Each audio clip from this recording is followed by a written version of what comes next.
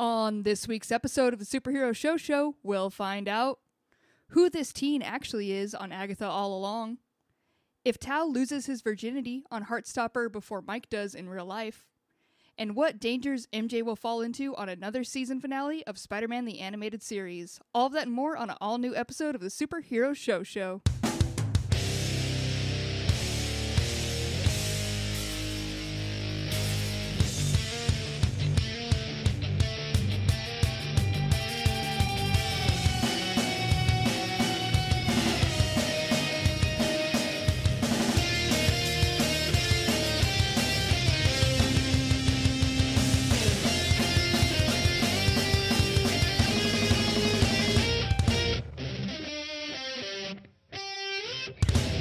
What's up, nerds? Welcome to the Superhero Show, a podcast where some friends gather around to talk about their favorite comic book-based TV shows that came out that week.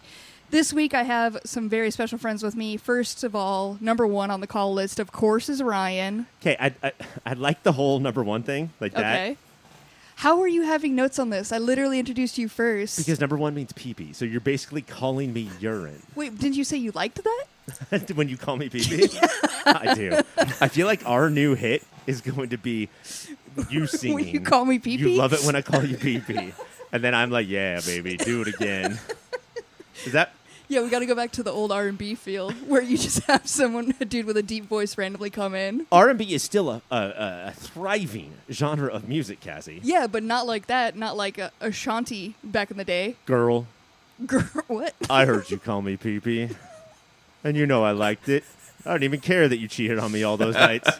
Yeah, and it just kind of needs to ramble like that, too, and then it goes to a dark place. Hey, Hollywood Music Studios, we don't even need to come in. You can clip from this podcast everything you need for your next number one hit on the Billboard charts. We're not here to talk about R&B, though. We're here to talk about TV shows. And here to help us do that is our good friend, Nate. It's me. Hello. I'm back. I was here a couple weeks ago, and I'm here again. How does it feel to be back? It feels great. I got to catch up on these shows, which was sort of fun. I know. No, we're losing him. It begins. It begins, Ryan. At least he didn't have 7 CW shows to watch. Nate, was it weird in the last 2 weeks, all of the paparazzi outside your house, like all of the newfound fame from being on Shush? Was that hard? I will say, yeah. Very difficult moment passing through Paris in an underpass. Mm-hmm. I don't want to say a lot more because I feel like it's just going to bring the show down, but the paparazzi's definitely on my tail a lot. Get out of my face, cameraman. I will say one bit of advice as a newly found famous person. Really work on that quick signature. Like if you have to sign autographs and each one takes 45 seconds, you're going to break your hand, bro. This is true. I have already broken some other people's hands, so I probably should just work on a shorter signature. We have Alec Baldwin of the comic book TV show podcasting world. Does it make sense that famous people have elaborate signatures and mine is honestly the shittiest little scribble you've ever seen? And I don't need to sign as much as they do. Well, yours is straight up an X. You just do the X. Yeah. It's classic. It's good shit. We do have some shows to talk about. Do you mind if I bring it back to the shows with you, Ryan? I'm gonna go get confirmation from you first. Okay, as long as you do or do not call me pee-pee again. It's weird because both you calling me pee-pee and not calling me pee-pee upsets me, and I love it in equal amounts. So you figure it out. Not confusing at all. I feel totally fine about this. Later on in the episode, we're going to be talking about the Penguin, Heartstopper, Superman, and Lois. But before we get to all of that, let's go talk about Agatha All Along. On the 6th episode of Agatha All Along, we get Teen's whole backstory and how he became Billy Maximoff. After going back in time, we get all of his info, and then we jump to the present where we're on the Witch's Road, and Billy and Agatha begrudgingly agree to continue on the road together. Taste buds, I ask you, after all the spoilers that came out about Teen, did you find this reveal disappointing? You know, I did for a quick second, because he said, I'm Billy Maximoff, and then it cut to black, and then I thought the show was over, and I was like, are you bitches serious? That we knew that shit. After everyone knew.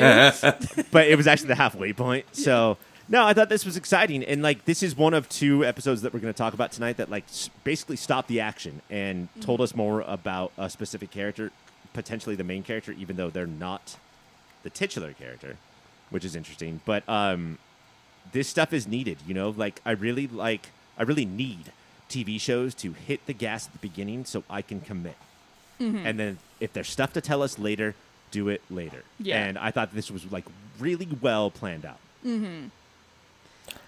I also found how we went back. It got, we don't even learn, we do know Pre-Billy's name. It's William or something, huh? I was like, we don't even know this kid, but we do. We do know that kid. And just getting, like, this whole kid's backstory before, I like how they did it. It was presented in a way that was a good, like, storytelling, basically.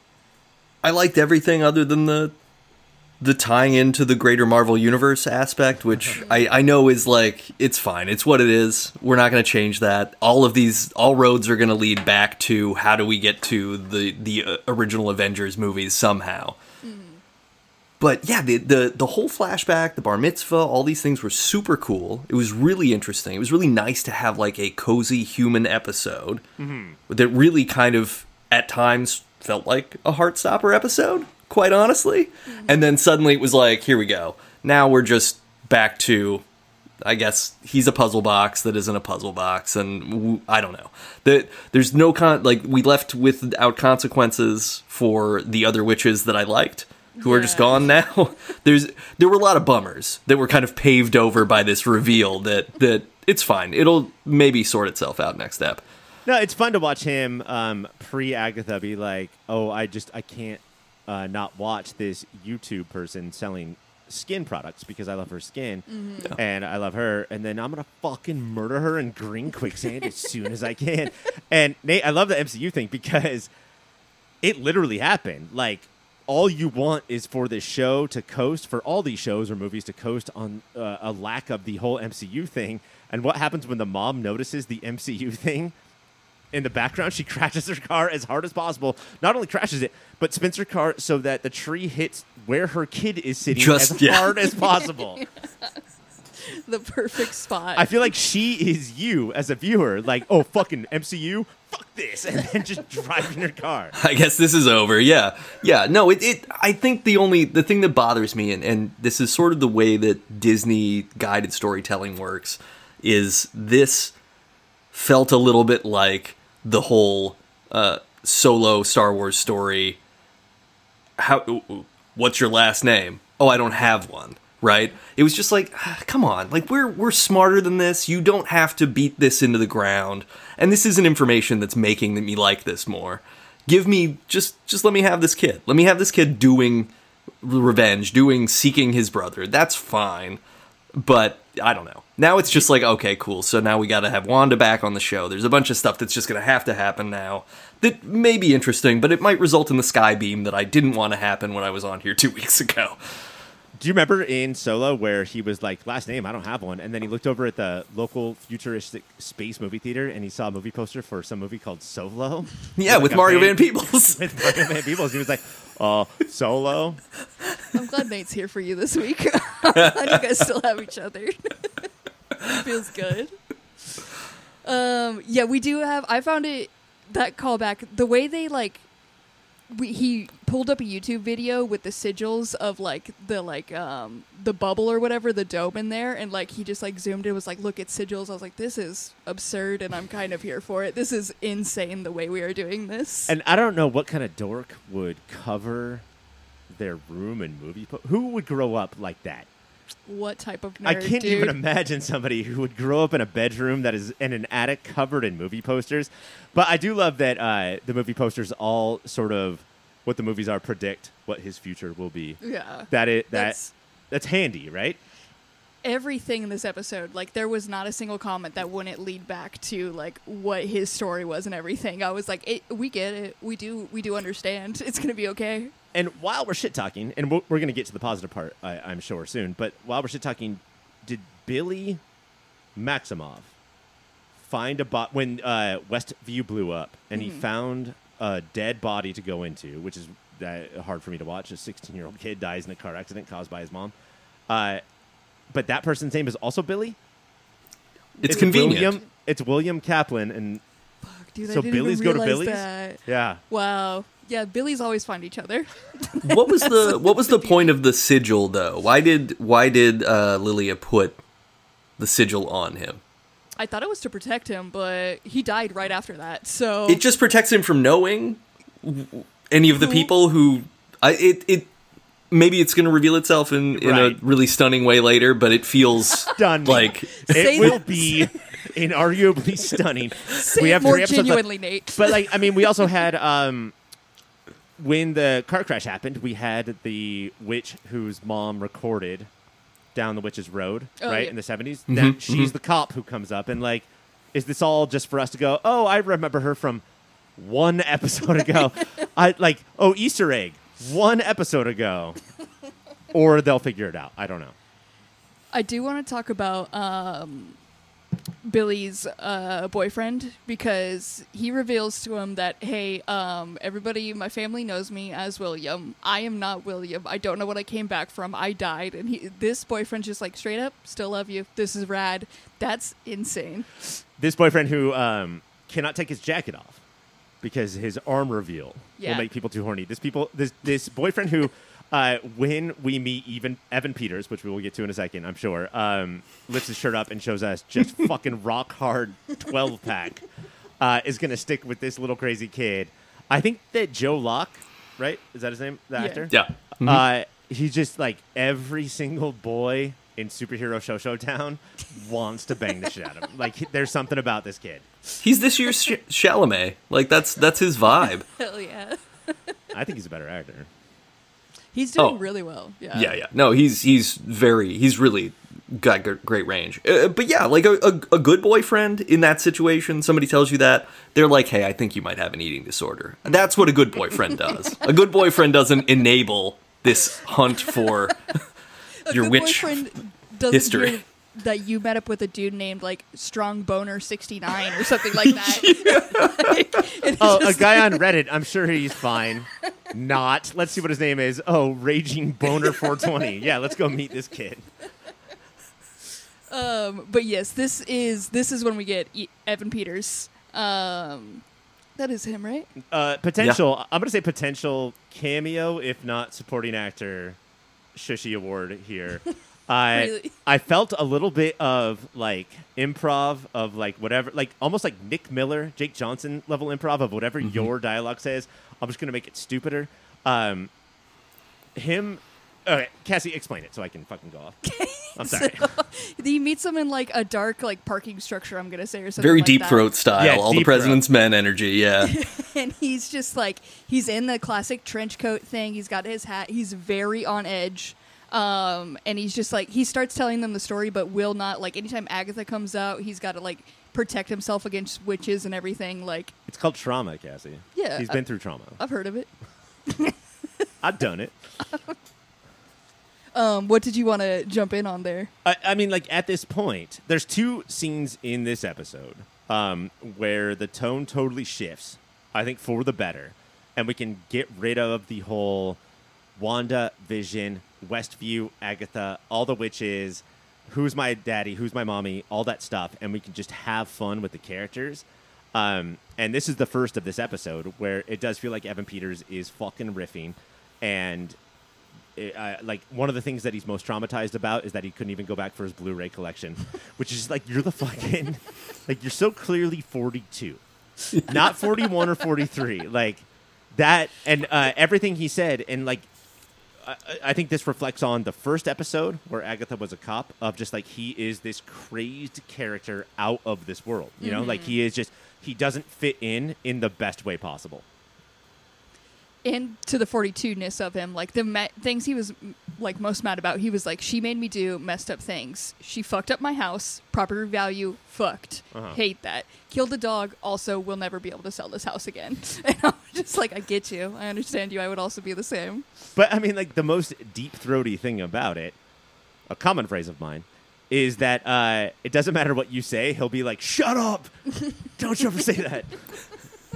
And yeah. That and the just like jittery looking around constantly situation that it plays for nice comedy. It's a good way to put weight and levity in at the same time. And Evan Peters is kind of always fun, and plus you put a horrible beard makeup on him, he looks great. This was Spirit Halloween level costuming. But no, I totally think that you're right in that, like, he does have that Jake Johnson thing of, like, he will elevate, and I think that we're so tired of the classic, traditional, the tropey MCU joke of talking shit and then saying, oh, he's standing right behind me, isn't he? That anything that is funnier than that is like, oh, look what we got. We got something here. So we basically get all of this, and then we jump back to the Witch's Road, like I said. And this is where it did, like, once we had all of this, I kind of did want to live in this world more. And once we were back on the road, I was like, kind of, all right, we're in it. And we've lost, like you said, Nate, two of the good witches. Like, no resolution for them, not even really that many comments, just kind of like, hey, you did kill them. And I was like, oh, so we're leaving it at that? We're just leaving them dead? It's very specific mud that doesn't kill Agatha but kills everyone else who goes into it. That's it. Well, she pointed to the script, and on the front page it says Agatha All Along. So it was like, no, you can't do that. And I think that we've realized with Agatha is that, like, I don't know if she's evil, but she's very selfish, and whatever is best for her will work. But for Teen, Joe Locke, Wiccan, Billy Maximoff to not even have a second thought for them, for this brother that we realize won't even recognize him because he stole a dead body. Again, there's more episodes, but it was a little weird. Well, it's very weird, too, that Agatha's whole thing is like, oh, I've always known that this was the case, too. Which is just irritating. I don't like that. I don't like that as like, this is a flex that we're going to subvert your expectations by being like, no, everybody knew this already. Like, get out of here with this. And like, write it better.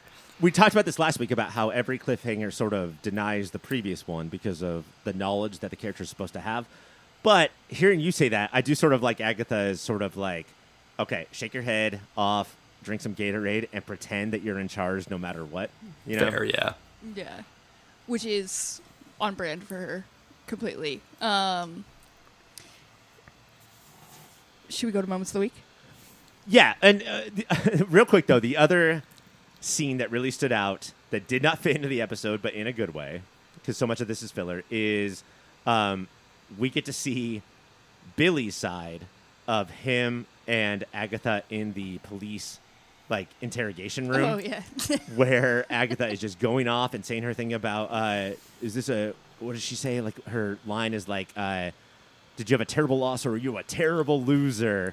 And he was never in an interrogation room, you know? Like, this is sort of like, I don't know if this is Wanda runoff or what's happening in the city, but this was, again, all in Agatha's head. And their whole, pen's not going to work, pen is going to work, pen's not going to work every time he clicks it. Or him just saying to this hardcore cop, this fucking asshole, I want to beat you up cop, I will comply, I will comply, I will comply. And it doesn't matter how many times you say that, they still have to be an asshole. I thought that scene worked, too. Yeah.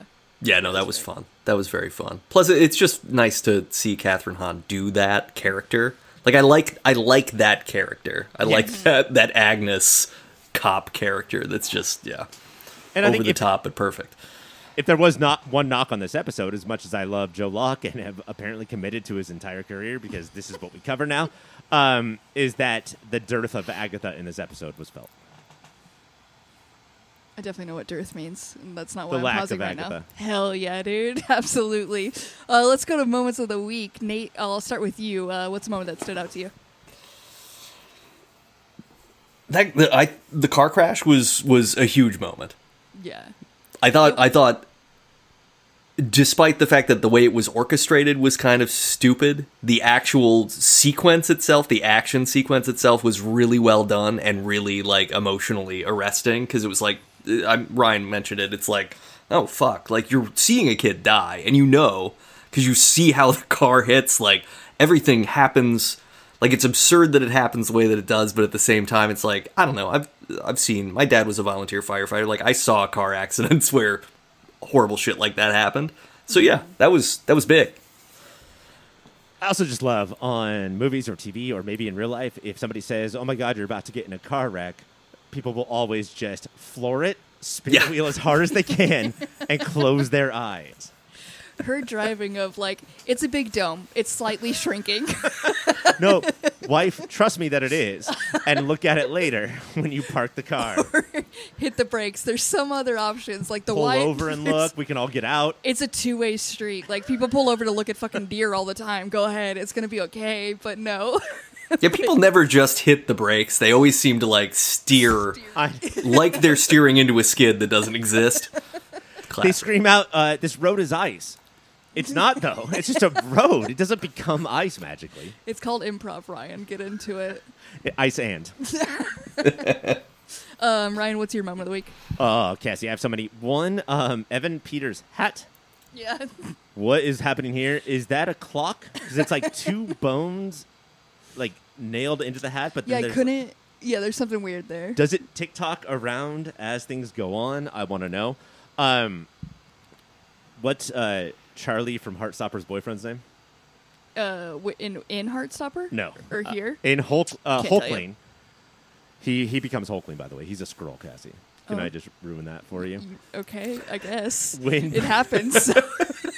When Billy Maximov's boyfriend texts him, like, something like, I love you too, and then instead of a red heart or a blue heart, which means democracy, it's a black heart. Hell yeah. Which means the Marvel Comics villain Blackheart. And who is his father, Nate? Is it the guy that Dormammu? It is not. No. It's Mephisto. Ah, Mephisto. Guys, this is a Blackheart cameo. And Mephisto? Do you say feast or fist? I don't know. It depends what I'm into. Depends on is it Thanksgiving or is it the night after Thanksgiving? I don't know. Christ. The one night of the year, Nate, that I'm not going to fist you is the night after Thanksgiving. No, you're stuffing the turkey. You take this way too far, Ryan. That's disgusting. Also, Agatha shoves Billy back in the closet, and he says, I don't want to go back in the closet. Was that a gay joke? Oh, I don't know. But he also, like, was in the closet before, but it probably was a gay joke. Okay. Good one, Marvel. Billy Maximov's initials are BM. Is it a number 2 joke? Which, if you feast and then fist, you're going to see one of those. Now we're getting into it. I thought you were deep in conspiracy with a black heart, but now we're in it, and now I'm in line with you guys. And then finally, my moment of the week is I have a wife and a 3-year-old, and every time things, like, there's a moment where, like, she's so sweet and she's so sweet and, like, I feel so loved. In my head, I always think we're going to fucking die in a car wreck soon. Like, that, like, if this was a movie, based on what they just said to me and how loved I felt in that moment, we are going to die soon. Yeah. And what happened in this episode is that incredible bar mitzvah, right? Mm-hmm. Like, so goes off without a hitch, except for Westview exploding. And then one of them dies. And it just backs up all the things I think anytime I feel like my family loves me. And what happened to Billy what happened to William Kaplan when Billy Maximoff moved in? He didn't see his parents as, like, this loving couple and role models, but he saw them as just the fucking nitpicking assholes they are. And if you've ever been married for more than 6 years, this is what you become. I can say I see why that fear exists in you, because you have the only daughter I've ever met who will just throw out cute moments. She'll just be like, I love my family, randomly, and you're like, wow.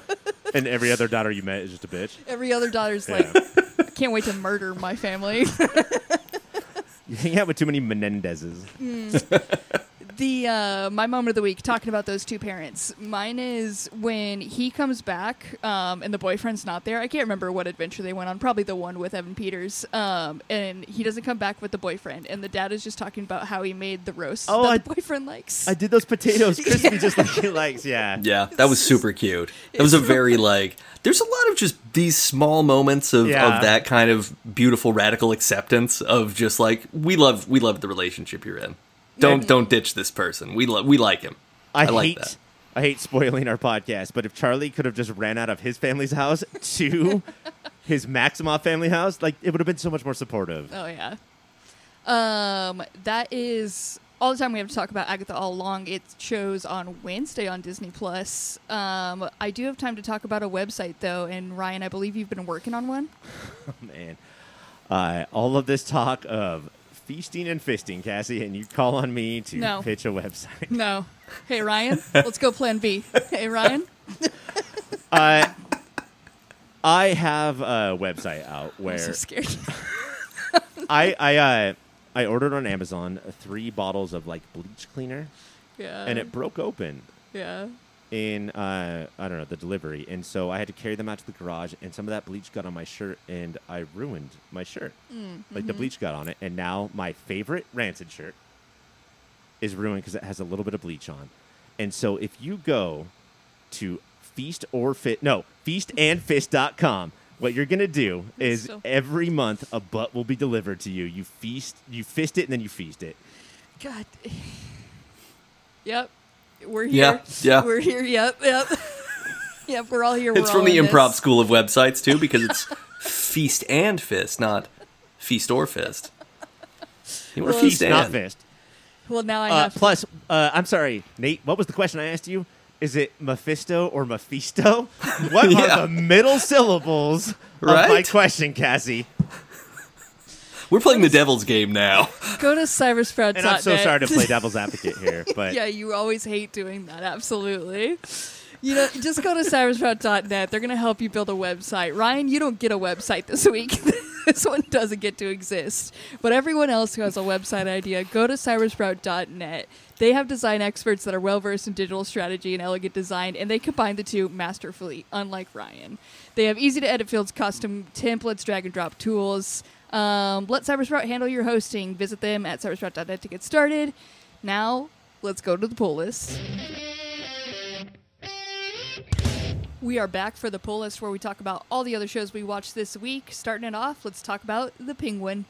On this week's episode of The Penguin, we head to a flashback of Sophia Falcone's past, as we see her about to be the head of the Falcone family before she figures out her dad is a serial killer who killed her mom. She was sent to Arkham by her dad, and despite not being crazy, becomes a little bit crazy in the asylum, believe it or not. Taste buds, I ask you this. And Nate, I'm trying to remember where you are on this show, because I've been up and down, but I think I'm in now. So I ask you this, can we send this episode to the Emmys for Kristen Milotti? I think she does a great job. I think the problem I have with the Girl Interrupted episode of The Penguin is that we've seen all this before. Like, this isn't new at all. It doesn't feel original as an origin story for a character, and I recognize that that's almost impossible to do in the year of our Lord 2024. But at the same time, like, she just goes from, like, okay, she wears cute, like, New York and Company dresses, and then she's now got a punk rock haircut, and she has more eyeliner on, and this is our change we see. I was most into this episode when she went full badass and turned the gas on, and it became clear that, like, oh, you're going to the greenhouse. I was worried, like, I was invested and worried that she was going to kill the little girl, because it was a good misdirect. Right. You knew it wasn't going to happen, but at the same time, it felt like solid stakes. And then, go ahead. One of the things that they've done in previous episodes is that Sophia Milotti was very nice and, like, a real person to her cousin's daughter. I don't know what family member that is. Your cousin's daughter. And she tried to, like, form a relationship, and her cousin was like, no, daughter, come close to me. Don't be around this psychopath. And that clearly hit this character. And I think that if you want to continue, even though it's Max and even though it's rated R and blah, blah, blah, if you want to continue us rooting for this character, kill the bad guys, don't kill the kids. But for her to say, like, oh, there's cake outside, let's go eat cake. And then for her to gas her family, and then also in a this is like a Batman core way, dance around the house while you're looking at the bodies, you know? Like, it's not just Joker. It's all of them fucking delight in being murderers. They just love it. They're like, they become ballerinas. Yeah. It was, what was the Barry Keoghan movie that came out last year where he dances naked? Saltwater? Yeah, that's the one. Yeah. Similar vibes. I don't know. I'm more into this show now than I was 2 weeks ago when we talked about it. I will say that. Like, I think that this did more lifting for Sophia as a character, made her seem like, oh, I buy her. I like that she cares. I just didn't necessarily need the whole episode to be focused on fairly rote, like, sort of prison/sanitarium stuff that it just wasn't that original. It could have gone a different direction. And I have no argument. Like, I could argue that the production design or how they're spending their money or what these characters are doing, I can argue that, like, I believe it's better than what you're saying. But the roteness, I can't. Like, you're totally right. And I think for me, especially on this podcast, it's just like, yeah, but it happened on a show based on a comic book, which isn't the best argument. I just think that in this was the most efficient hour. Yeah. Very much so. Every other hour was like, all right, prestige TV means we do one thing for 4 minutes and then do nothing for 20 minutes. That's what, like, these bad shows think. And this one was like, no, let's fucking get Sophia all the way through. So I'm not saying this is The Wire. I'm saying this is the best episode of The Penguin. I think Melodi's doing great, but I absolutely agree with the whole, if you have a writer's room full of males and the girl goes crazy, she cuts her hair and puts on way more makeup than she should. 100% in the history of TV. Yeah. But I also think that the really good use of Oz in this episode, too. Right. Like that, those little scenes were very intimate, very quiet, made a lot of sense why she's trusted him in the previous episodes, why she seems to kind of had low-key admired him. It's well done. I won't dispute that either. Like, I think it's really well done for what it is. And Colin Farrell is one of my favorite actors, but I have always said since the show started is that the Penguin and this specific Penguin is a supporting character. Mm-hmm. And so I think that's why this episode worked for me too, is because it went away from what the show's intentions in total are. Yeah. Moments of the week? Me? I am going to go with an anti-moment of the week, Cassie. Okay. There's a villain that Sophia meets in Arkham named Magpie. And this is the most, like, you have 10 seconds to create a Gotham Arkham villain. And then you push it through the Play-Doh machine. Like, all she is like twitches and like, I'm crazy. And there's just nothing to her other than, oh, I've heard of Batman comics before. I think I can write this character. She is the absolute worst moment of the week. Is she related to, like, the bird, the magpies at all? Was there any explanation, or was it just, here's Magpie? I think she's twitchy. I think she was on Batwoman. Okay. But I honestly don't know anything about her character. The best thing about her reveal was that there is almost effective horror happening when Sophia's looking through the crack in her cell into Magpie's cell, and you get Magpie's eye, like, really close up. I was like, oh, this could be cool. Like, if we steered into, like, a Silent Hill style psychological horror thing for a little bit, it would have been really interesting. And in that part with the eye in the hole, it was Sophia being like, oh, I'm so lonely. And then Magpie pops up and says, hey, how are you? And I was like, or Sophia was like, oh, I wish I was more lonely. Like, I would prefer loneliness to this person talking to me. I'd take it back. All right, so that was a bad moment. Nate, do you have a good moment, or yours also bad? Mark Strong is playing the Falcone father in this, right? John Turturro's part. Yeah. 1-to-1. Easily matched as the same looking actor, so I totally buy it.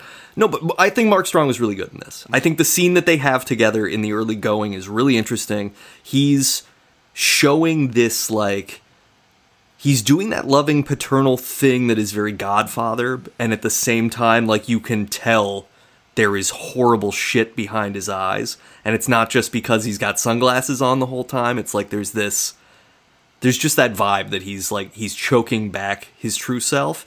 And I think that really carried some of the emotional weight of the episode for me. So I dug that. Tip to the listeners. In my 20s, I thought if you were somebody who wore sunglasses inside, you were cool. Now that I'm in my early 30s, if you see that person wearing sunglasses inside, they're not cool. They actually are probably awful. Do not talk to them. For so many reasons, do not. They're either bloodshot or something else is going on. Yeah. But no, he's super interesting, too, because in the first half of this episode, it's like he's not a moral father. He's not the best father, but he's like a caring father. And then in the back half, you realize, oh no, he is the worst villain in all of Gotham. If you want to watch the Penguins, it's Sundays on Max. Our next show of the week is Superman and Lois. On this week's episode of Superman and Lois, Clark is still dead. Yeah. But somebody else gets mad at their brother, and all of a sudden, Cassie has powers. He's like, you killed our dad because you make bad decisions, and I'm so jealous of your powers. Oh my God, I have powers. And then seems to. Taste buds, I ask you this. Has anybody ever gotten over the death of their father quicker than when this fucker got powers? He dropped it so quick. He legit... flying in the sky being like, wee. He was in full breakdown mode. Found out instantly he had all powers. It didn't, like, they all came to him at once. He all mastered them so quickly. And what does Jordan have? He can fly, for sure. And he can look Jordan like Snoop. Jordan can fly? Wait. I know, it's so confusing.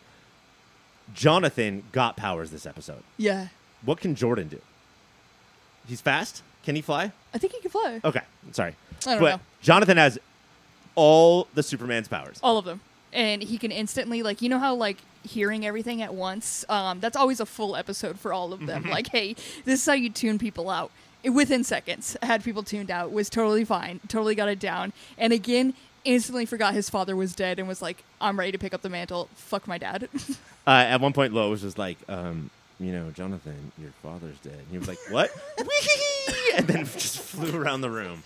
He, like, had to take off his funeral clothes in order to fucking celebrate and pop it that he could have all these powers. And he tried to do that in that superhero way of you just rip your clothes off, but he couldn't. It took, like, 7 or 12 Yeah, that part was rips. Embarrassing. He had everything except for that moment down, and he looked like a fool. The whole time Jordan was like, what a douchebag. I fucking hate this guy. This episode, Sad Boy, Jordan. This was a tough episode for Jordan. This episode was basically everybody telling him that he is the least favorite, all at once. In so many different ways, saying that everybody hates you. It goes further than that, Cassie, and we have to talk about this, even if I have to ruin my moment of the week. He's down, right? Because he was finally, for the first time, above his jock brother. Yeah. Right? Like, this fucking emo kid who can't even play My Chemical Romance songs on guitar correctly. Like, he even fucked that up. This emo kid got some powers, and he thought he was better. And then his jock brother gets better powers. And then he finds out. Lex Luthor comes in and says, last week, I called your mom, and I said, if you want Jordan to live, press 1. If you want Jonathan to live, press 2. And it's revealed that she pressed Jordan should die. Yeah. And then the fucking voiceover or whatever says, Jonathan's a good boy, and he shall live. Jordan, she sent Jordan to death, and he goes to the hospital where his grandpa is ailing and says, Mom, did you literally, like, you were calling Nate, what was the name of the movie hotline we called when we were kids? Oh, like Movie Phone? Movie Phone. Movie Phone called you and said, what's the name of the boy you would like to die? And you picked me? I mean, Do you think this Jordan is going to take that personally? There are emo kids, and there are, all right, bitch, you have all the reasons to be emo for sure. Like, you deserve to be sad. Now picture you're in a barn reflecting on your dad's death and also the fact that your brother's better than you. Like, in your journal, you wrote 12:10 p.m. Go to the barn and reflect how my brother is better than me. And then this old bald guy shows up and is like, I have a voicemail to play for you. And it's your mom saying that she loves your brother more than you. And you're like, my journal is so sad. There's no way that you could make it worse with whatever voicemail you have. I mean, like, at my worst, I think that my mom loves me less. So there's no way that I'm listening. Okay. I hear it. I see it. And again, it is a recorded line. It's got that voice. So there's a moment when you're like, this is absurd. And he's even like, this isn't true. This is fake. I don't believe this. And he's like, your mother's a liar. Listen, go ahead and ask her. But you can't believe her because she's a liar. So Jordan goes to the hospital to confront Lois, and he's like, "Is this true?" And she's like, "Yeah, yes." And Jonathan, the other brother, he's like, "Mom, I have two things to say to you. One, is this true? And two, whee!" It just flies around the hospital because he has powers now, and he doesn't give a shit, son. We also... He didn't know this. No, he did know this. The first time that he realizes that he was hated more than his brother was General Lane. Grandpa finds out that Jonathan has powers. And this episode we should get to the fact that General Lane was, and remains a little bit, but was a super alpha male toxic asshole that tried to do everything he could to stop Clark and Lois from getting married. And he, at some point, said that was okay. But what I will definitely do is I will love Jonathan more than Jordan in every way. And absolutely, down to my core, just on basic instinct. Fuck that one, love that one.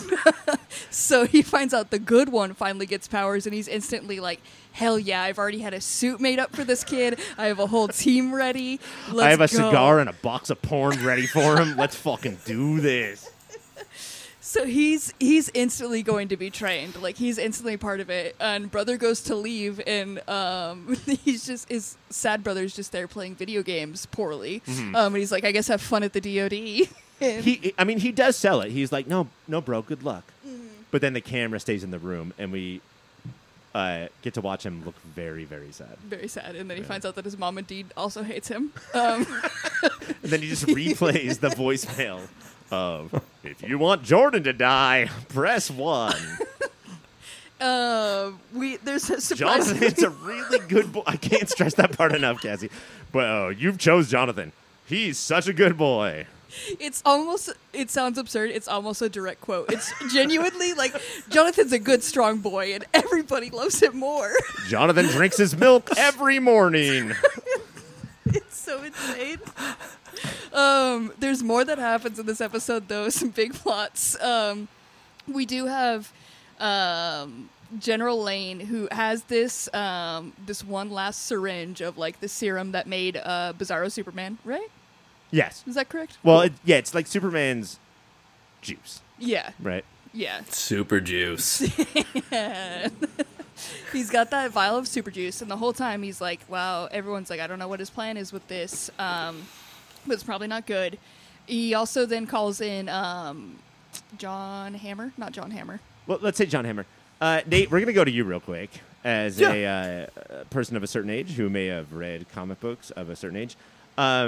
In the first 2 episodes of this season, Superman died. From fighting, what's his face? It's Bizarro, but it couldn't look more like Doomsday if you tried. Okay. And now that Superman's dead, all of a sudden, Jonathan, I would say Superboy, has all of Superman's powers. And then Steel is called back into play, and Superboy and Steel are coming back to town. Does this ring a bell to you at all?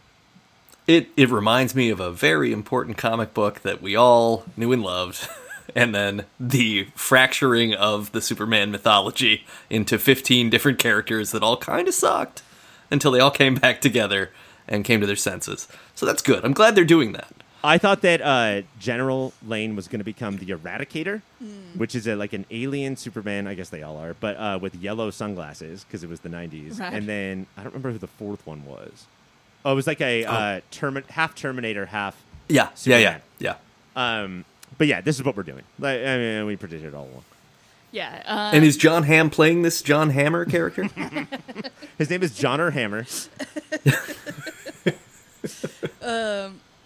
So we do have, essentially, like, we have another showdown with Bizarro, because Luther's still wanting the location of his daughter, and Bizarro, he sends Bizarro after Lane to get the info. Lane refuses to give that info, so Bizarro just crushes his skull and his body right in front of Lois, and Lois has been through so much death by this thing right in front of her face. Bitsy Tulloch?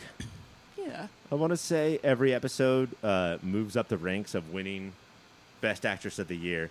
Her screaming here was absolutely unbelievable. Yeah. Of, hey, Dad, my husband died like 12 hours ago. If there's any way you could stay in my life, and nope, you're dead too. Oh, no, cool. You double downed on it. Cool. That's great.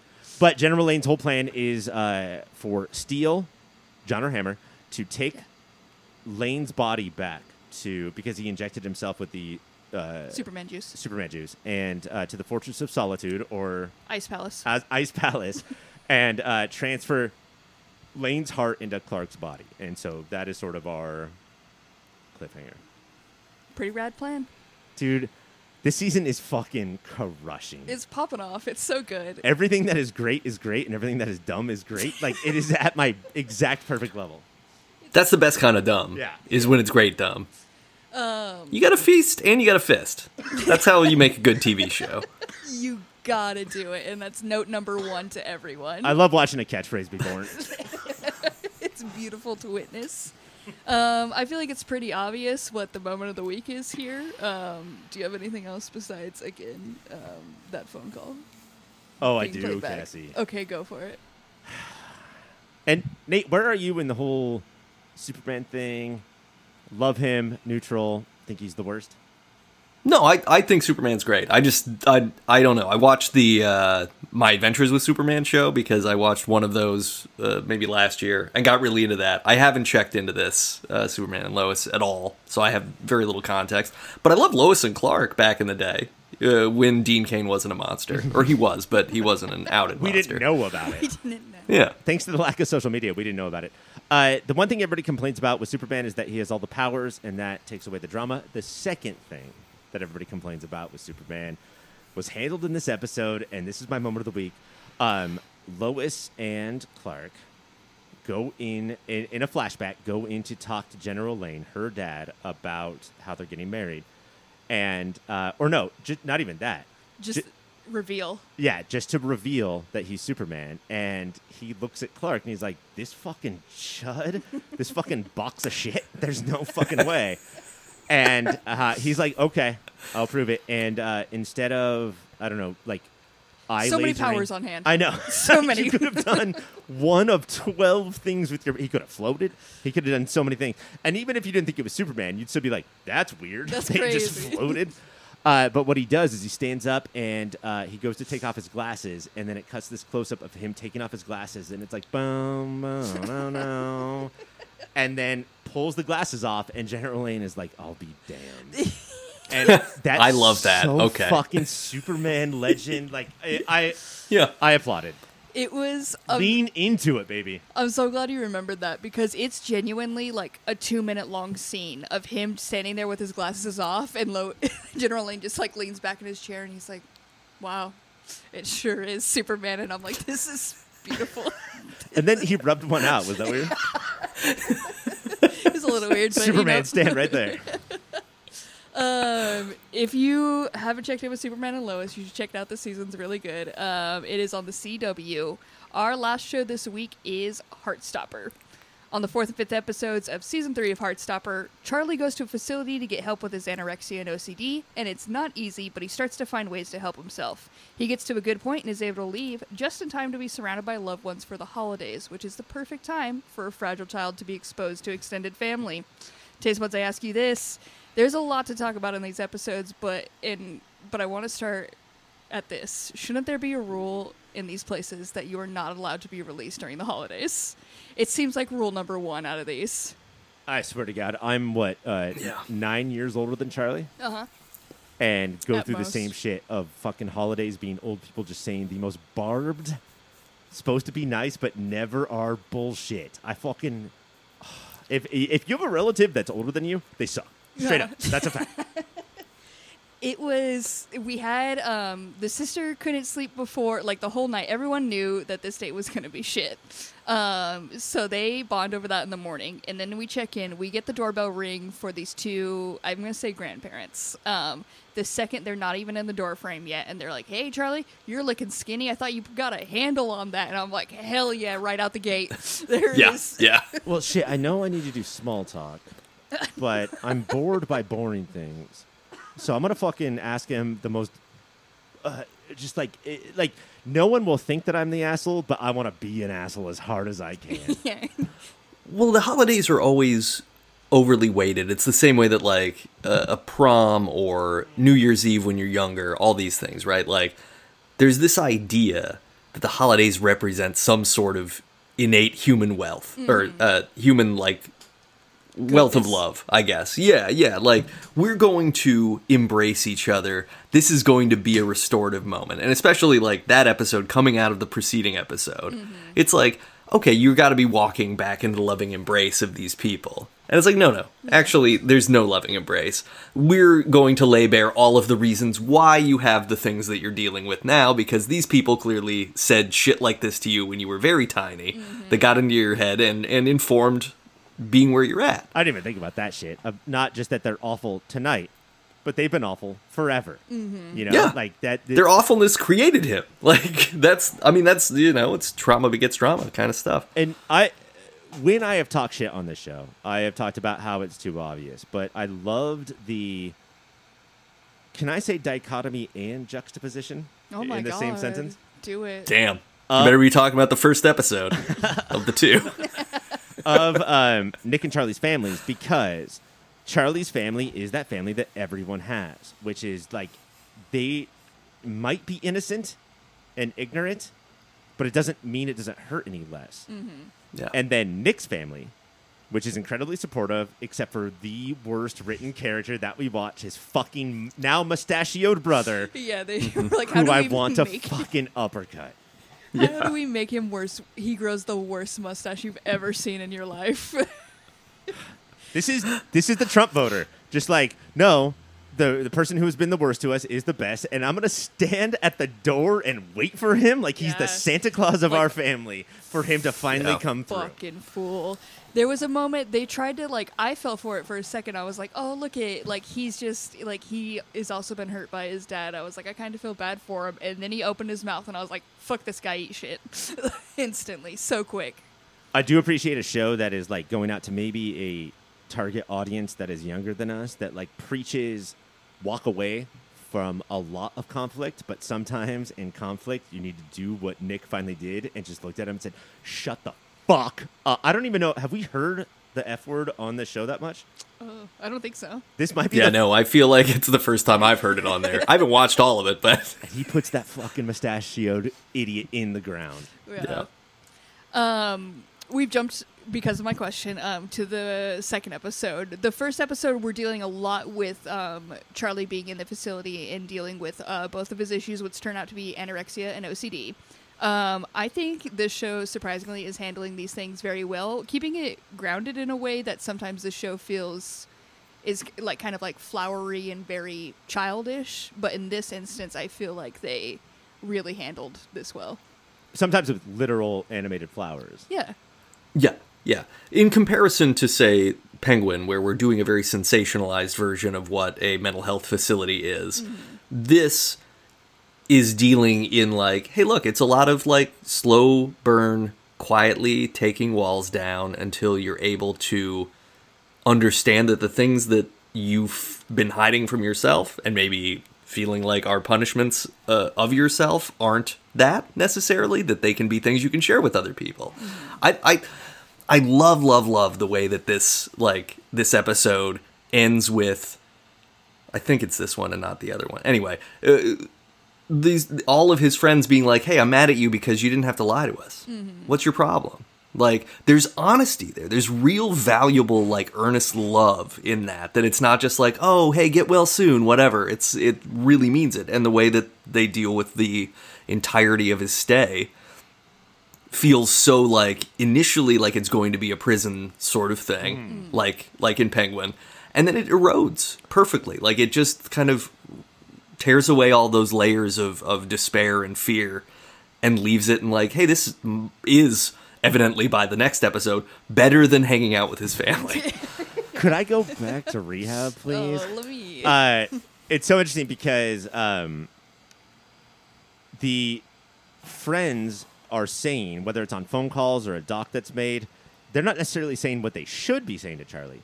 They're saying what they would in real life say to Charlie, you know? So this is not a script written by doctors trying to teach people how to treat these people. This is like some of these characters are a little bit more selfish. I don't know if I would tell somebody in Charlie's position, if he was my friend, I'm mad at you, but they were and they did. And I love that honesty. And then the other thing, Nate, too, is that comparing it to Penguin, we watched Charlie go to this facility, and it was full of supportive people, right? Like people that were patients that were going through issues, but, you know, are human beings.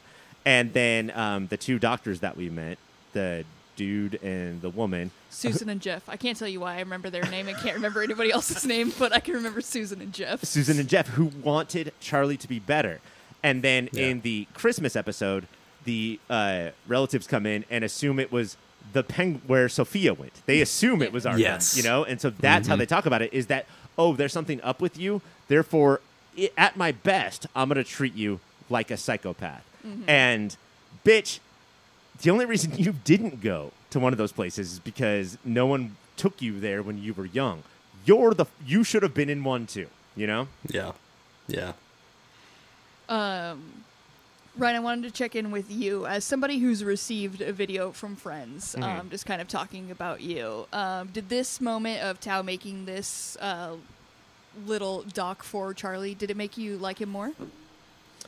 First of all, Cassie, I appreciate all the videos I've gotten from friends, but every time that you have to fart, you film it and send it to me. That we don't have to do that anymore. That's friendship.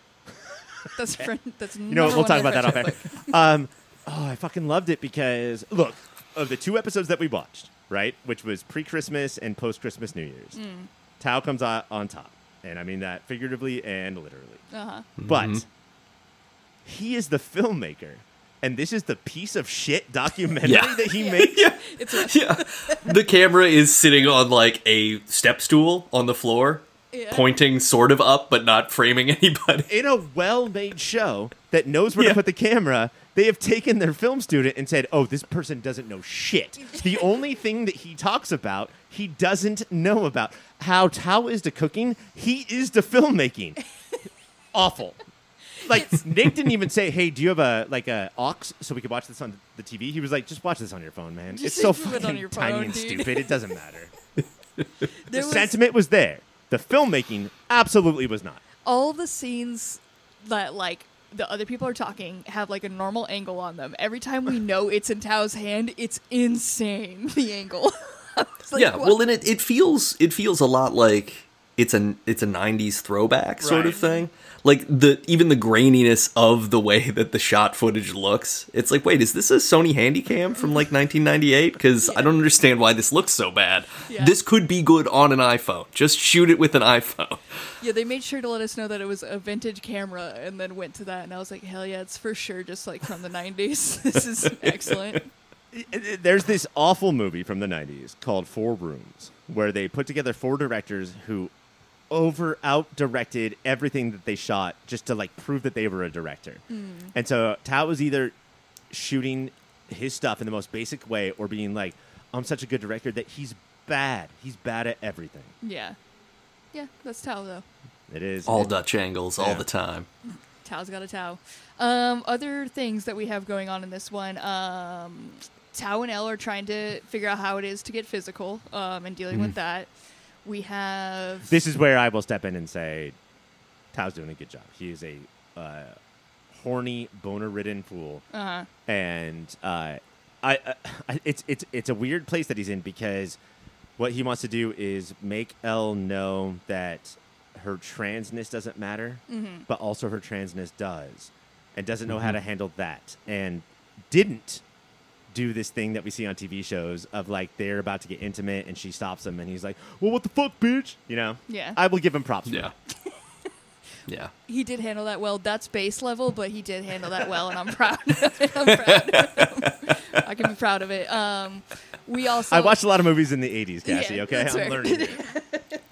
A lot of the background stuff we have going on is Tara is experimenting with pronouns. Wait, is that Tara, or is Tara the girlfriend who is dealing with the pressure of being, like, the smart, perfect one? Very smart. Like, Tara's future is skyrocketing. Yeah. And she's, like, very nervous about, do I have to leave all of my friends behind? I think that's what she's worried about. She wants to hang out in this way forever. but she's gonna be like teaching at what's there, Harvard, like Oxford, in 2 years. And then we have Imogen, who is having a bit of a gay awakening, but also hurting her friends' feelings at the same time. But, you know, it happens. And I think those are pretty much the big things that we're dealing with. Who's Tara's girlfriend? It is Darcy. Darcy. Okay, so yeah, Darcy is a little bit more of a townie, right? And is impressed but intimidated by Tara's, shoot up the ladder. But I think one of the relationships of the show is Darcy and her grandma. Like that's one of the things I love is that like it's not forced supportive or like I looked up online how to support the gays. She's just like, you're my granddaughter and I love you. That's my moment of the week. It's the sweetest little thing because when we check in with her, it's very quick and they have this beautiful moment with the grandma where they're just getting ready for Christmas or New Year's. And Darcy comes out in a suit with the suspenders and everything. And she's like, the grandma is just so supportive, like, looking so handsome. Yeah. Use these muscles to help me move this couch. And I'm like, this grandma fucking gets it. It is fun. But knows what Darcy wants to hear, and not in a forced way. Like, she's not forcing the compliment, but, like, understands her. Yeah. That's what I want to see is the understanding. Since I went to my moment of the week, Nate, you got a moment of the week? My moment of the week is the 2 times when Charlie smiles at Nick in the hallway when he's getting to leave the facility. We get that from both of their perspectives. It's one of the most, like, heart-wrenchingly earnest smiles I've ever seen. This moment of, like, the anxiety of, oh, is this going to be the way that I remember it? And then cracking and that smile really feeling pure. Mm-hmm. It was beautiful. It was a really nice moment.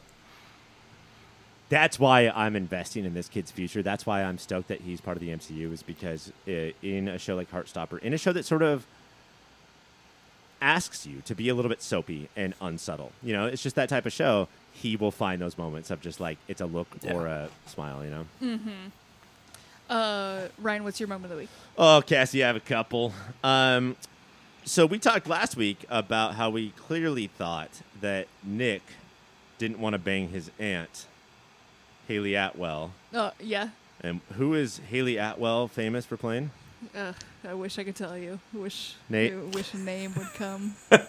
It's Agent Carter. Yeah. Agent Carter. And / British Captain America. And who did Nick show up dressed as at Halloween?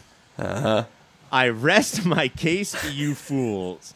And then in that episode, we got a lot of like almost 90s style party shots of Nick just not having a good time at the party, but drinking more. And then he finally goes to a corner. And then I've never done this on a podcast, but to compliment Tao twice, to go to the corner and just hold him and let him cry. And at no point say, when's it Tao's time to cry?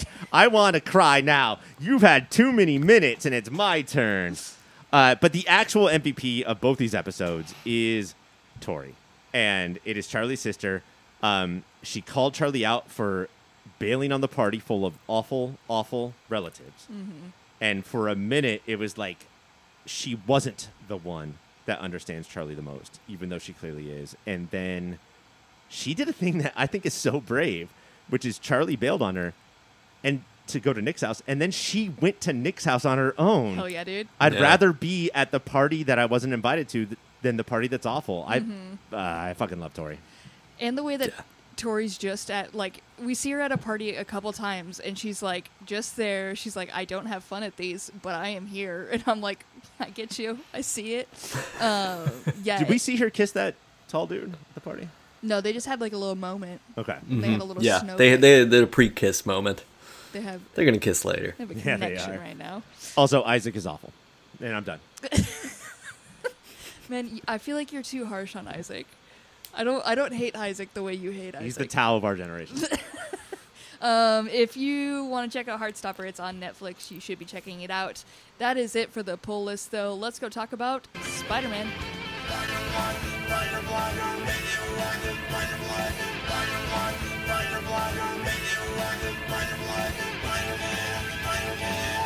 Welcome to S Tasmania, bitch, a mini show within a show where we take an in-depth, episode-by-episode look at the seminal and underrated afternoon cartoon of the mid-90s, Spider-Man the Animated Series. This week we watched the finale of Season 3 called Turning Point. It's a turning point, absolutely. And when we start off, Spider-Man is breaking up his relationship with Madam Web, and it is dramatic. It's so dramatic. I've never heard him talk to Felicia or MJ. Or, God forbid, Aunt May in this way. He should talk to Aunt Anna in this way. He should bring this energy to someone else because it is intense. He is like, you're ruining my life. I have some good things. You're old and you smell and I hate you. You get to sit in that chair. I have to stand up. You had a terrible fucking movie. All of my movies have been successes, except for Amazing Spider-Man 2. We can talk about that later.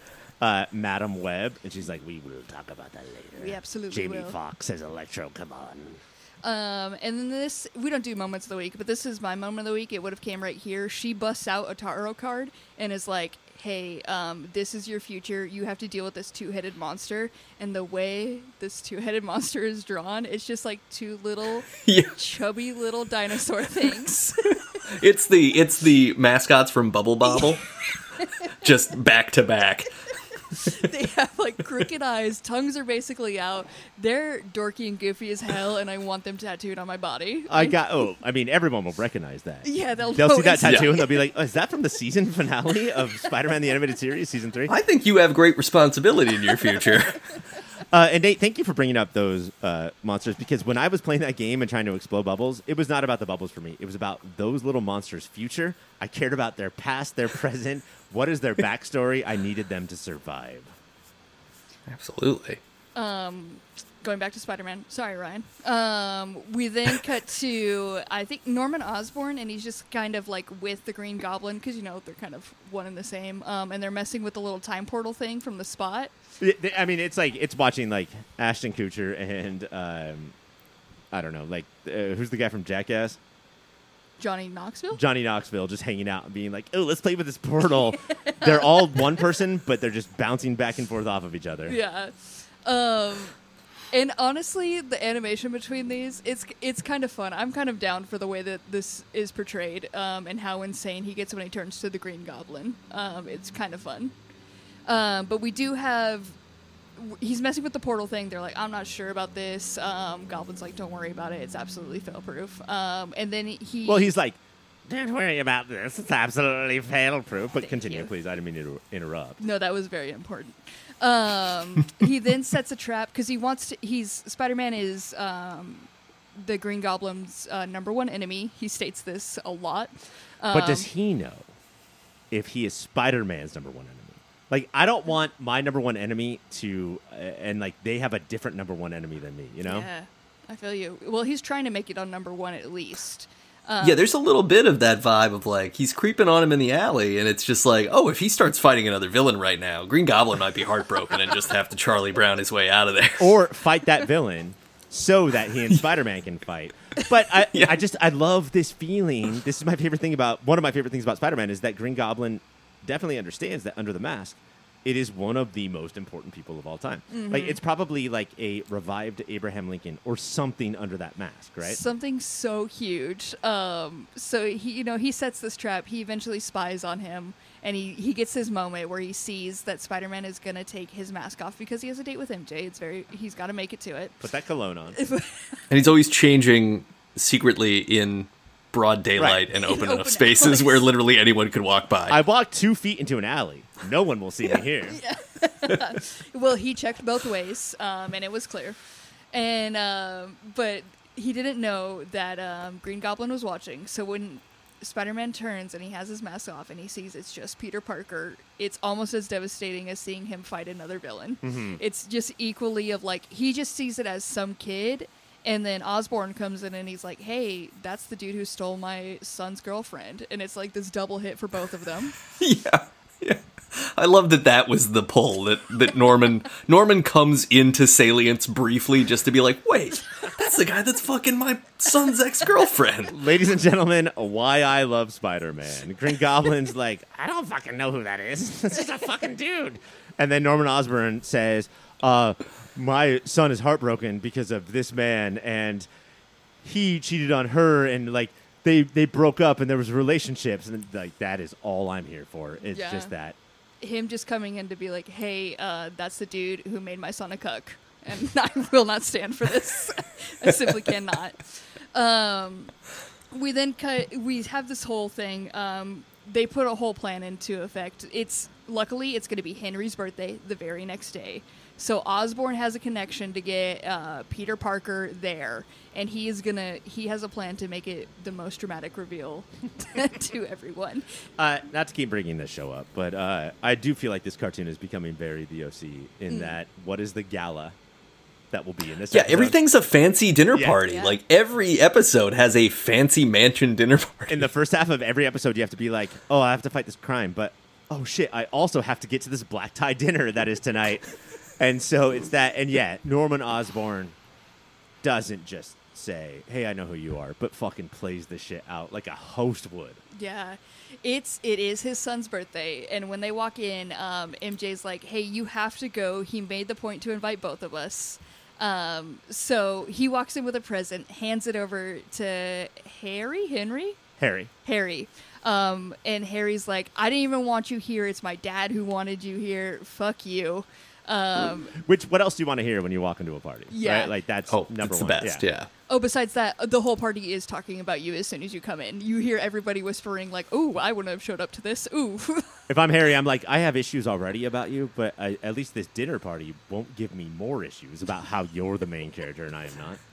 The dad fully takes over. He's like, everyone, it's time to eat. Peter Parker, you'll be sitting to the right of me. I will be at the head of the table, and I absolutely have a bunch to say. And it starts off with, hey, isn't it funny that you stole my son's girlfriend?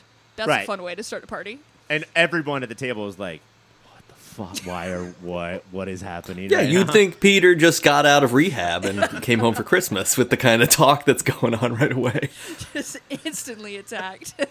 And he's making this whole thing like he has a big reveal that's going to happen.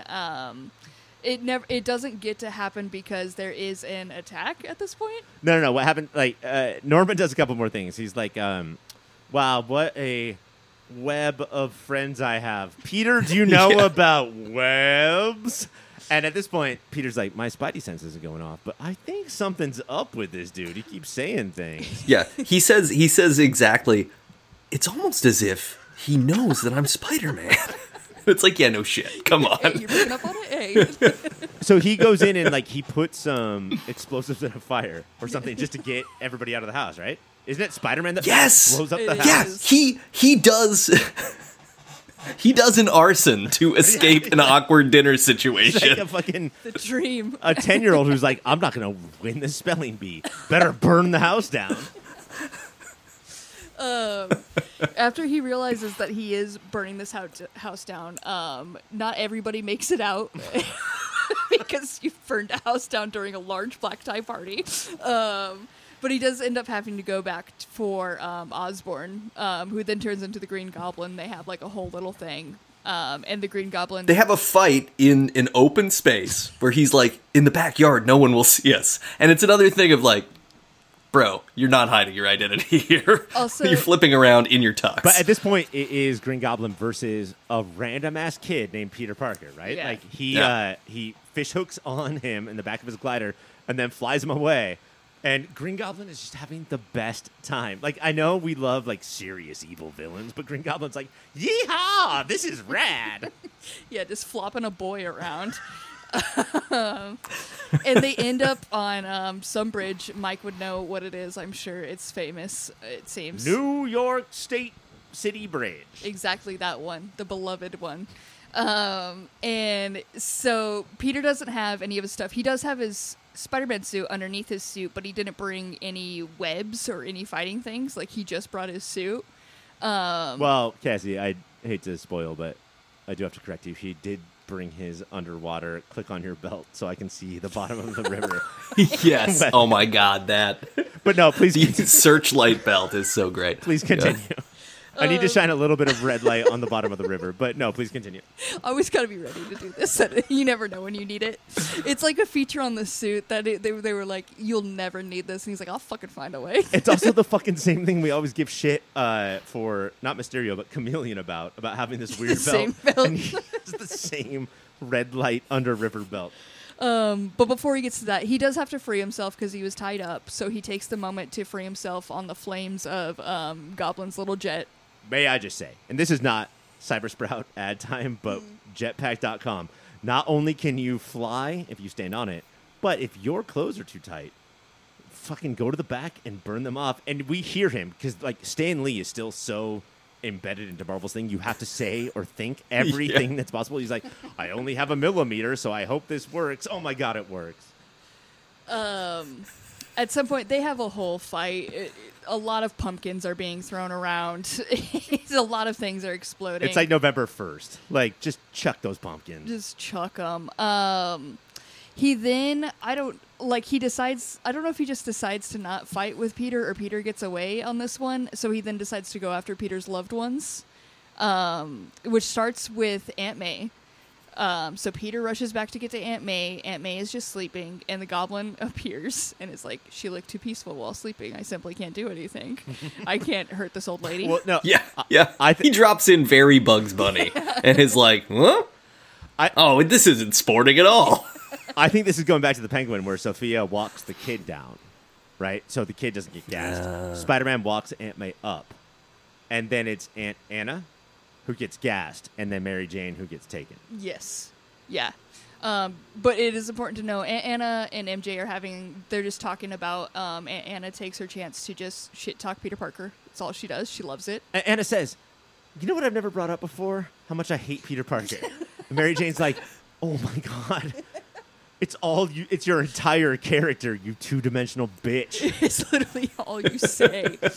So yes, during this, he does take MJ. MJ is now tied up on the little flyer thing. She gets to flop around on this now. And as MJ leaves, as she's tied up and she leaves, I believe she says, what is this, the season finale? Yeah. And you know what, MJ? It totally is. You get it. They then have another battle on another bridge, I believe, because you got to. Again, pumpkins are being thrown around, things are exploding. The portal machine gets messed up in this, which is just, you hate to see it. You hate to see a powerful machine get messed up. It does suck up MJ, and it does fall. Does it fall in the river? Or I've seen this episode twice. Very confusing to me. Yeah. It appears that, like, MJ does appear to fall into the river. But the device is broken at the same time. Never the twain shall meet on how that occurs. Right. Okay. And then Green Goblin is like, oh, this has to work. And then he, like, puts new AA batteries in it, and suddenly it does work, but just too much. He takes that glider to Radio Shack as fast as he can. But yeah, MJ disappears into the river, and then, the tiny new portal machine just lands on the bridge. Okay. And Green Goblin's like, yoink. Got you. MJ is in that river, though. And this is when Peter gets to use his belt to search for the love of his life. Dude. Just a red light swimming, looking around. Popping up just to be more distraught each time, to be like, she's not here, and then dive back down. Yeah, he gives up very quickly. Like, we don't call search and rescue. We're not getting any of the, like, the Coast Guard isn't out there. There's other people he could call on to help for sure. He does 2 laps in a very large, fast-flowing river, and then is like, she's gone. She's gone forever. I can't believe it's over. Also, now I have revenge. I know we mention this every week, but we don't mention it enough. Those rivers are stinky as shit. So he was like, oh, God, the fucking fish smell. I am swimming in an open can of canned tuna. But I also think that he saw. It's like you see your dog fall in a river. Mm-hmm. You're going to go in there, but you're not going to find it, you know? Like... So he's like, this is sort of like an acting, like, oh, look what I did. In case anybody was watching. Yeah. Like, if there's press around, then I need to look like I was doing something. They need to see my new belt spotlight. But, like, I think he saw her go through the portal. Because he was trying, I don't know if we're there yet, but, like, he was trying to save Norman half the time from going through the portal, right? Yeah. Because he was like, I stick to the ground and you don't, bitch. Yeah. Then he was like, wait, that is not what a superhero says. He says, wait, I guess I don't need to go full revenge. He instantly, like, he starts talking in a more gravelly voice as soon as he thinks MJ's gone. Like, he's a whole new person. This is not a game. Yeah, he goes to the Christian Bale School of Batman. He's on full revenge mode.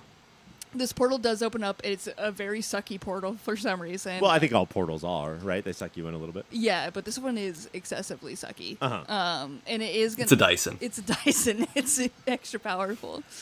And it does almost suck in the goblin. And Peter's like, I guess I gotta save this guy. I shouldn't go full evil. And then it. But we do have to point out when he is trying to save Norman, let's say. This is the 4th time in this episode where Norman's like, help me, and then Spider-Man does. And then when he does, the Green Goblin's like, just kidding, bitch. Just fucking Norman's not here, you fucking idiot. How stupid are you bitch?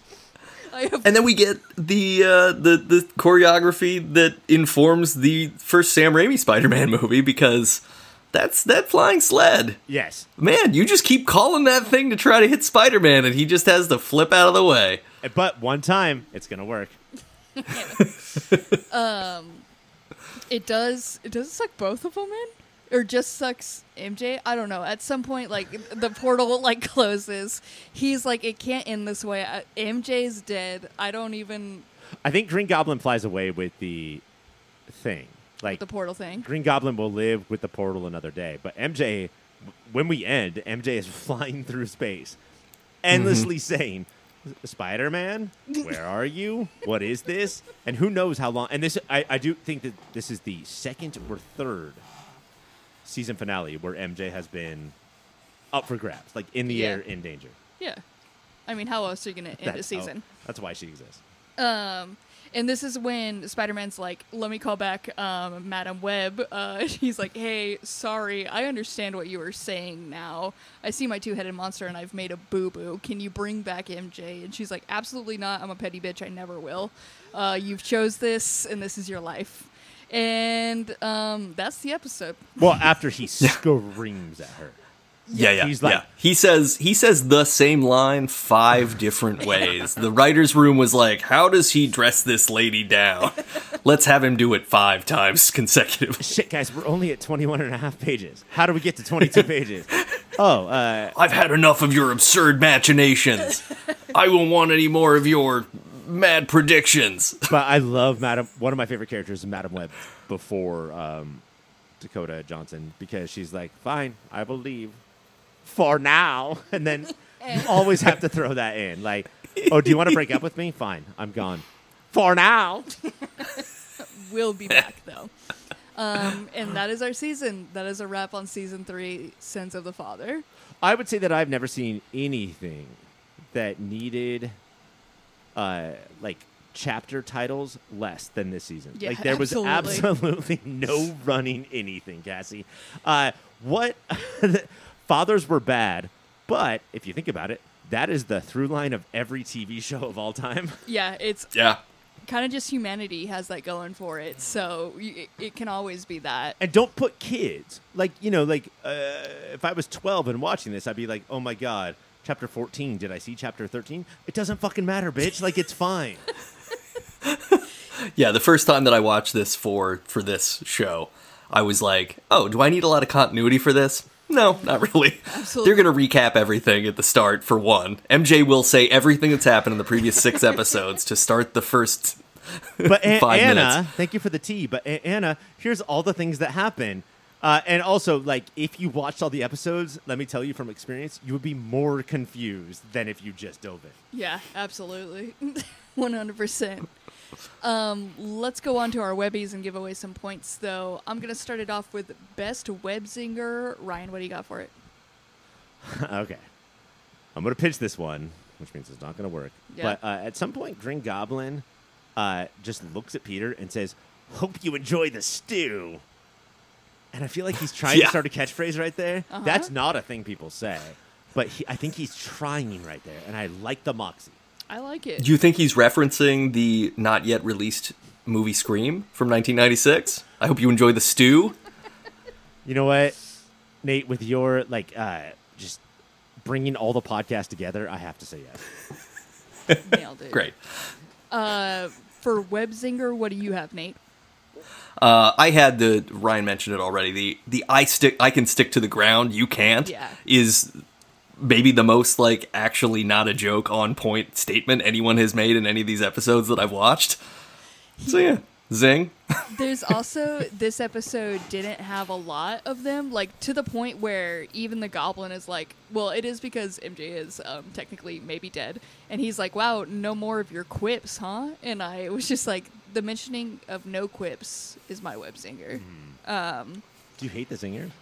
Do I hate the zingers? Do you hate Spider-Man? I hate him. I hate him, bro.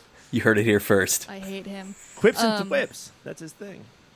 I just can't give the point to Stu, Ryan. I just can't. I don't have it in me. And Nate, yours is the only one that kind of was a quip at all in this episode. So, Are you a soup person? You would take a bowl of soup to a bowl of stew? yeah. Oh my god. Soup's good, bro. There's a bunch of different little flavors in there. I'm and stuff. offended by your shit constantly. It would have been better if Norman said, I hope you enjoy the soup, hero. See? Nate That would have been good. Nate right. fucking gets And then it. if Peter was like, does he know that I'm Spider-Man? Nate you two gets it. agreeing just makes me realize that I have to be on a different, better podcast. I'm the odd man out here. Interesting. Just for all of that, I'm going to give Nate 15 points. He's earned them Ooh. all. Our next award is going to be Best Mover Power. What do you got for it, Nate? I think that the best move was him trying to save Osborn in the last Vortex. There was that moment of give me your hand, and he's doing the most full on any movie has to have this scene thing. So it's not a power so much as it's just a quality hero move. But I dug it. And you know what we did not get is a memory of what Uncle Ben said. It was a decision that he made instead of what did that old man say? Yeah. What?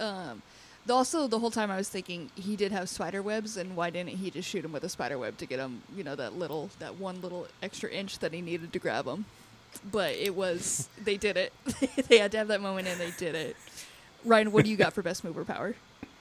Spider-Man on a bridge, right? One of those bridges. Yeah, one of them. Sees Norman and Green Goblin arguing, and so he's like, "Oh shit, he's Norman now. Got to make this right." So he does this super wrap around the bridge. I don't even know where he's going, but it's to get momentum. And then right before he is at Green Goblin, he's like, "Hey, Norman." He's like, "What?" And then just kicks the shit out of him. And it's that what? It's that what are you? Oh my god! For Best Mover Power, I have two. At first, I thought it was the power to free yourself with the jetpack, which is pretty rad. Wait, and before you move on, he breaks the ropes, but also the suit is decimated, and so it's just perfectly. Spider-Man. That's such a good moment. It's a good one. But have you It's a quality suit. And he threw it all away. I feel like Peter has one suit, and he said, I'm going to burn this one. This one I don't need. But a better power, I would say, is the power to be a real messy bitch at your son's birthday party and air out all your drama that you have. And I support that type of drama. And I think it's clear that wins, so I'm going to give myself 5 points for that. I'm going to move on to most 90s thing. Ryan, what do you got? I had one, but then rewatching this episode this week, it has to be the server at where Peter and Mary Jane meet in the beginning, and her voice. And she's like, "Oh, God, are you late again, Pedro?" And I flashed back to my childhood. That is just how everybody wanted to talk, of just oh my God, I'm going to take this tray back to the kitchen, but I hope Peter isn't, he doesn't gag me with a spoon. It does feel good to have that character. You need that character every once in a while. Nate, what do you have for most 90s thing? It's that pink vortex that MJ's falling into, because almost every animated and non-animated thing used that effect, right? Like, Ozzie Smith falls into an infinite vortex on The Simpsons. Deanna Troi is constantly falling into vortexes on Star Trek The Next Generation. It is just a 90s thing that there is like, we can do one effect, which is two colors kind of alternating, and we're just going to throw women into it. That's the story. It's weird because, like, decades have their thing. Like, in the 80s, we were all so concerned about, like we talked about in Agatha, quicksand, right? Like, that was such a thing. And then 90s, it was vortexes. Like, what happened? It's mystery. For most 90s thing, and I have to have you guys confirm, was it a thing to draw everyone's eyes just kind of cross-eyed at points? Was there just a moment when they didn't have the technology to draw them straight on? So you have to have us confirm because you think that we were alive in the 90s. Uh-huh. Because you guys have just confirmed in both of yours, you said it reminded me of this back in the day. Because we're historians, not old people. Okay, gotcha. Yeah. That's on me. That's Second on me. of all, But as an anthropologist, yes, people used to have crossed eyes in the 1990s. I never witnessed it myself, being only 22 years old, but You've heard I hear it tale. happened. I have heard tell. Nate is 60, but he didn't see the people with the cross eyes because of how crossed his eyes were. He was just walking around the True. street. I see. They have great vision, just like me. Ryan, I thought when I heard yours, I was like, that's very strong. That's very good, because that is very 90s. But then Nate came in with Pink Vortex and also cited his work with all the places that also had Pink Vortex. So going to have to give him the points. I'm going to give him 8 points for that. Has anybody ever been shut out, like gotten 0 points in the Spider-Man awards? I have. Oh. Does that count? No. Cool. Our next one is going to be New York as a character. Nate, what do you got for it? It was a diner scene. We got, okay, it's New York. You're in a diner. You've got a sassy waitress telling you that the guy that you're waiting on sucks. And there's nothing more New York than that. It feels like that community can exist only there. Like, nowhere else can you get served some flapjacks and a very good burger at the same time and have that person know everything about your boyfriend and shit talk the hell out of him. That, I mean, Yeah. like, a very good burger, but, like, I do think that New York, and I've never been, but has that reputation of how much do you have for dinner? Is it $3 or $3,000? Because that will dictate what restaurant we go to. Oh, Yes. Plus, a diner is a place where you would get served food, but you would also, in the 90s parlance, get served some information about your life that you didn't ask for. Or a dance company would come in and just fucking dance their asses off. We don't know. Ryan, what do you got for New York as a character? I mean, Cassie, come on. Well, I feel like there was a moment in this show, this episode, even if you don't remember it, which it was Peter and Norman, Spidey and Gigi saying, "Why are we fighting here? Let's go to a bridge, baby. Let's go to a bridge in fuck. That is how we do it in the NYC." It's absolutely, you got to take it to a bridge. That is very New York. It is the well-known thing of New York, bridges. But you want to shut me out tonight, don't you? I do, and I also wrote down the hostess, the shit talking with a waitress. It's just Girl. feels very New York. So Ryan, just to confirm, that is going to be no points for you for that round. Uh-huh. I am going to give Nate another 7 points for it, though. Great job, Nate. Wow. It's not a full shutout, though, because there is this bonus round that exists, Ryan. Mm-hmm. It's called the Cassie compliment. And this is where it can all change for you if you just compliment me. So after 4 awards Yeah. and 0 points that you have awarded me, Yeah. I am to compliment you. Yeah. Do you want a point or not? Cornered me there. It's a good question. The time while watching this episode that reminded me of Cassie the most is sometimes that we can't record in the studio. Mm-hmm. We have to be on Zoom, and we're all in our little fucking cubbies being on Zoom. And there's a line that Green Goblin says. And, of course, it's a Green Goblin line because it's Cassie. And she says, he says in the episode, "Where are you, my little machines?" And I feel like when you're prepping for a superhero episode, that's what you're thinking about, like how you control me and Mike. You censor what we say. Yeah. You make sure that we are always good and never bad. And it's just you thinking, where are you, my little machines? I feel it, and I'm on board for you because that is how I feel. But if you've listened to a single episode, you can know I do not succeed at not making you guys not terrible and not mean. I mean, agree to disagree. My machines have malfunctioned, absolutely, but you're kind of half right. It was kind of a compliment. I don't feel insulted, so I'll take that. Nate, I don't know if this is a crazy one, but if you are able to compliment me, you can really take this home. There's a moment when, Norman's setting up his Hamlet-esque trap for Peter, and Peter comes in and he goes to shake his hand, and in a moment of like human connection, he says, I didn't realize how delicate you are. Now, Norman Osborn starts crushing Peter's hand because he knows he's a superhero. Mm-hmm. But what I would say to you, Cassie, is that you are so authoritative and well-composed when I listen to you that I couldn't have realized how delicate you are. And the fine, blossoming flower of a woman that sits before me on the Zoom is just miraculous. I've never been so complimented in my life. I don't think I've ever been called a flower, and I feel so pretty. Is Ryan, it too much of a compliment, though, that like you want to... that I want to say that yours of... I see you guys as machines that I want to get points? I don't think so, Ryan. It is going to be a shutout for Ryan. It's a huge night. Nate, I'm going to give you 7 points. That means you're up to 37 points or some shit. You're up there. I got 5 points. Most importantly, Ryan got nothing. Yes, Nate, you are the Spider-Man boy of the week for the finale. It feels good. Yay, flip, flip, flip. I'm flipping in the air. It's falling down around me. We're dancing in the webs. This is how you celebrate a Spider-Man win. Take note, Ryan. This is it. This is everything Trump wanted, and you guys are bowing down into it. That is it for this week's show. If you want to wrap it up, Ryan, please help me. Yeah. First of all, Nate, what's another podcast we can listen to? Oh, you could listen to Debut Buddies. It's a fortnightly podcast about firsts that I co-host with 2 amazing ladies, and we talk about firsts. So first music, first books, first female elected official. Lots of firsts. History, pop culture. It's great. You'll love it. Debut Buddies.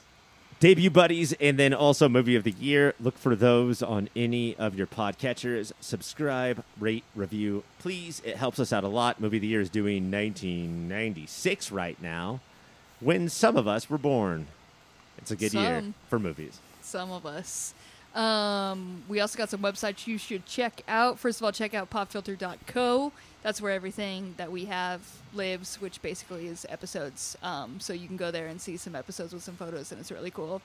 You should also go to popfilter.co/Amazon, because if you're shopping on Amazon and you shop that way, we'll get a little bit of money, and we'd appreciate it. We're on social media as well. We're at Your Pop Filter on Instagram. We got an email. It's contact@popfilter.co. If you want to send us any questions, if you want to tell us how much you love Nate and you wish he was on here more, you could send that email over. Ryan. I haven't yet to receive that, but if you want to send that out, for surely the power is there. Contact@popfilter.co. Next week, guys, we got a big episode because we will be seeing if Agatha All Along goes full Wiccan, and plus there's going to be a start of a new Spidey season. So be sure to tune in for that one. That's it for this week. For Mike, I'm Ryan. For Ryan, I'm Mike. For Nate, I'm Mia. For me, I'm Mia. Bye, everyone. Enough said.